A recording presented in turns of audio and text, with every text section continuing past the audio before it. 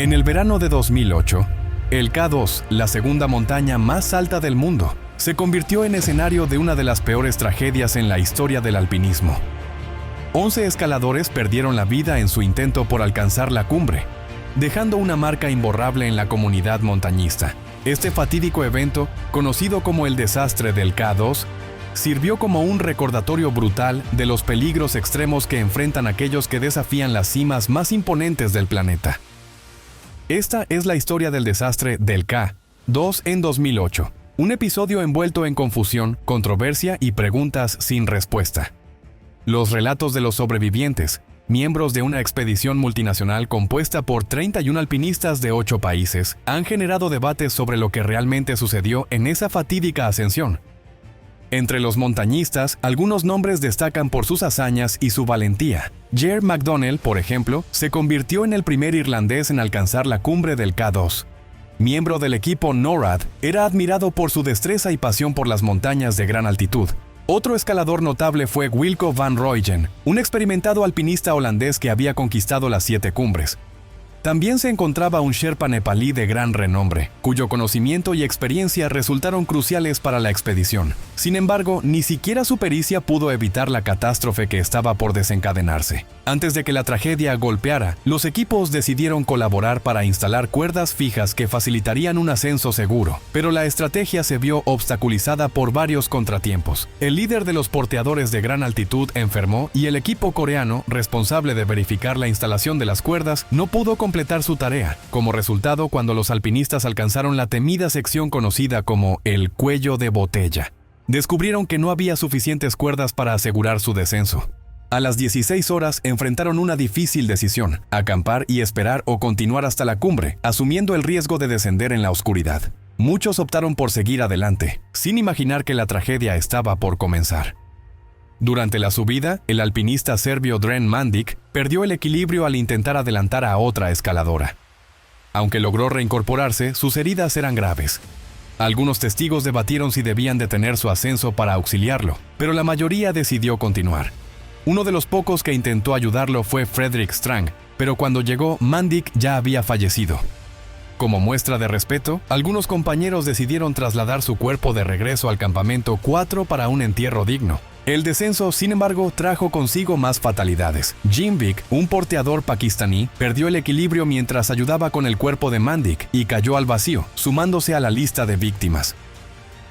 A pesar de todo, algunos escaladores alcanzaron la cumbre sin incidentes. El español Alberto Serain fue el primero en llegar, seguido por el equipo noruego. Cuando Serain se cruzó con ellos mientras descendía, le aseguraron que estaban a solo 1 hora de la cima. Pero el verdadero horror comenzó en el descenso. Un enorme bloque de hielo se desprendió y golpeó a Rolf Bay, arrancándolo de las cuerdas fijas y precipitándolo al vacío frente a los ojos de su esposa, Cecilie Skog. Peor aún, la avalancha destruyó las cuerdas que garantizaban un regreso seguro, dejando a los alpinistas atrapados en la oscuridad. Uno a uno comenzaron a caer. Karim Herman fue alcanzado por un fragmento de hielo y se estrelló contra las rocas. Su compañero Hugues Daubaret intentó ayudarlo, pero sus esfuerzos fueron en vano. Exhausto y congelado, Hugues también perdió la vida poco después. Al amanecer del 2 de agosto, la magnitud de la tragedia se hizo evidente. Algunos escaladores aún luchaban por sobrevivir, entre ellos McDonnell, Van Rooyen y Marco Confortola. Sin embargo, descubrieron con horror que las cuerdas de su ruta de descenso habían desaparecido. Van Rooyen, sufriendo de ceguera por la nieve, intentó bajar solo y en su camino encontró a miembros del equipo coreano atrapados en una cornisa. 2 de ellos ya no mostraban signos de vida. Sin poder hacer más, ofreció sus guantes a uno de los sobrevivientes y continuó descendiendo con dificultad. En medio del caos, Ger McDonnell emergió como un héroe. A pesar del riesgo, se negó a abandonar a sus compañeros y trató de rescatarlos. Mientras tanto, Pemba Yalje Sherpa, observando desde el campamento 4, grababa imágenes del desastre y trataba de organizar un rescate. Sin embargo, la falta de recursos hizo que la operación fuera prácticamente imposible. La montaña había reclamado más vidas de las que nadie podía imaginar. El desastre del K2 en 2008 sigue siendo un recordatorio brutal de la fragilidad humana frente a la naturaleza. A pesar de la preparación, la experiencia y la determinación, la montaña siempre tiene la última palabra. Y aquella temporada, el K2 decidió escribir una de las páginas más sombrías de la historia del alpinismo. Desafortunadamente, la tragedia pronto ensombreció este hito. Wanda Rutkiewicz nunca regresó de su última expedición en el Kanchenjunga, y Liliane Barrard, junto con su esposo Maurice, perdió la vida en el descenso del K2. A partir de ese momento surgió el mito de la maldición del K2 para las mujeres alpinistas. Esta creencia se vio reforzada cuando otras mujeres que alcanzaron la cima también encontraron destinos trágicos. Chantal Mauduit, una destacada alpinista francesa, murió en una avalancha en el Dhaulagiri. También la escaladora coreana Go Mi-son falleció en el Nanga Parbat, lo que intensificó la superstición. Sin embargo, con el tiempo, mujeres alpinistas han desafiado y desmentido esta creencia, demostrando que el peligro en el K2 no distingue entre géneros, sino que es una amenaza para todos. A pesar de su reputación letal, el K2 sigue siendo una de las cimas más codiciadas por los escaladores de todo el mundo. Aquellos que lo han enfrentado describen la experiencia como una combinación de euforia y miedo, un equilibrio constante entre la emoción del desafío y el respeto por la montaña. Cada expedición es un testimonio del espíritu humano, de la resistencia, la preparación y la voluntad de conquistar lo aparentemente imposible. Las historias de tragedia y triunfo en el K2 continúan inspirando a nuevas generaciones de montañistas. Para algunos, la montaña representa el último gran desafío. Para otros, un lugar sagrado donde la naturaleza impone su dominio absoluto. Lo cierto es que cada persona que ha pisado sus laderas ha dejado una parte de sí en la montaña, y muchas veces la montaña se ha llevado una parte de ellos. Hoy, con el avance de la tecnología, mejores equipos y un conocimiento más profundo de la montaña, el K2 sigue siendo un reto formidable, pero la historia ha demostrado que ni la mejor preparación ni el equipo más avanzado garantizan el éxito. Solo aquellos que respetan la montaña y están dispuestos a aceptar sus reglas tienen una oportunidad de regresar para contar su historia. El K2 no perdona la arrogancia ni la imprudencia. Cada paso en su ladera debe darse con precaución. Cada decisión puede significar la diferencia entre la vida y la muerte. Y aunque sus historias de tragedia continúan, la fascinación por esta montaña nunca desaparecerá, porque en lo más alto del mundo, donde el aire es escaso y el margen de error es mínimo, el espíritu humano sigue desafiando los límites, buscando siempre alcanzar lo inalcanzable. Wanda Rutkiewicz, una de las alpinistas más destacadas de su tiempo, falleció trágicamente 6 años después en una expedición distinta. En ese mismo año, Liliane y su esposo, Maurice Ballard, perdieron la vida descendiendo del K2. Con el tiempo, más tragedias reforzaron la creencia de que la montaña estaba maldita. La británica Julie Tullis y la reconocida montañista Alison Hargreaves también murieron tras alcanzar la cima. Sin embargo, esta idea fue desmentida por muchas alpinistas que lograron sobrevivir, como Edurne Pasaban, la primera mujer en conquistar los 14 picos de más de 8.000 metros en el mundo. El K2 es temido por su altitud extrema y la escasez de oxígeno en la cima, donde los alpinistas apenas cuentan con 1/3 del oxígeno disponible al nivel del mar. A los 7.315 metros se encuentra un tramo conocido como el hombro, donde la inclinación se suaviza momentáneamente, ofreciendo un respiro fugaz antes de entrar a la temida zona de la muerte, más allá de los 8.000 metros. En esta región, la supervivencia se vuelve una lucha constante contra el aire enrarecido, avalanchas, desprendimientos de roca y cambios climáticos impredecibles. En algunos años, las condiciones fueron tan hostiles que nadie logró alcanzar la cumbre del K2. Uno de los alpinistas que desafió estas condiciones fue Sergi Mingote. Con décadas de experiencia en el Himalaya, logró escalar 7 picos de más de 8.000 metros sin oxígeno suplementario. Además de montañista, Sergi era profesor y coach ejecutivo en la Escuela Internacional de Coaching, donde inspiraba a otros con sus enseñanzas sobre liderazgo y superación. Su meta era ambiciosa: conquistar los 14 picos más altos del mundo en menos de 1.000 días, sin oxígeno suplementario. Este desafío, llamado 14 por 1000 de Cataluña, se convirtió en su mayor reto.